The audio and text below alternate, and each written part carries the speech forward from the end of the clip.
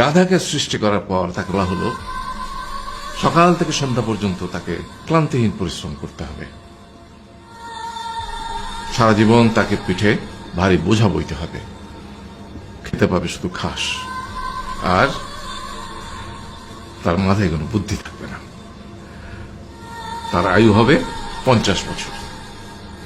গাধা করজোড়ে সৃষ্টিকর্তাকে বলল, আমি এত বছর বাঁচতে চাই না, আমাকে 20 বছর আয়ু দেওয়া হোক।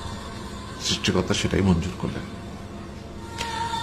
কুকুরকে যখন সৃষ্টি করা হলো তখন তাকে বলা হলো যে সে হবে মানুষের সবচেয়ে বড় বন্ধু, কিন্তু সে খাবে মানুষের উচ্ছিষ্ট, এবং তার আয়ু হবে 30 বছর।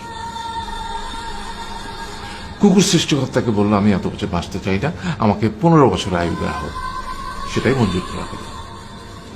এরপর বানরকে বলা হলো, তুমি শুধু গাছের এ ডাল থেকে ও ডালে ঝুল খাবে এবং নানান রকম ফন্দি ফিকির করে মানুষকে আনন্দ দিবে, তোমার আয়ু হবে 20 বছর।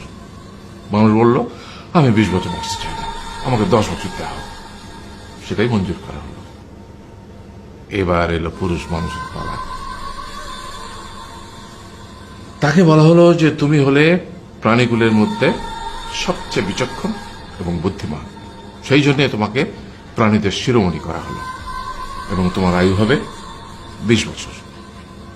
তখন পুরুষ মানুষ বলল, করজোড়ে বলল সৃষ্টিকর্তাকে যে 20 বছর আয়ু অত্যন্ত কম, হে প্রভু, আমাকে ওই গাধার সে যে 30 বছর আয়ু চায়নি সেটা আমাকে দেয়া হোক, ওই যে কুকুর 15 বছর ফিরিয়ে দিয়েছিল সেটাও আমাকে দেয়া হোক, আর যে বানর 10 বছর নেয়নি সেটা আমাকে দেয়া হোক।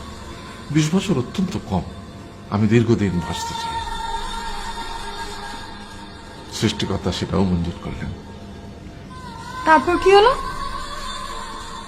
সেই থেকে ছেলেরা পুরুষ মানুষ হিসেবে বাঁচে 20 বছর, তারপরের 30 বছর সংসারের বোঝা পিঠে করে বয়ে বেড়ায়, সেটা কার মতো? গাধার মতো।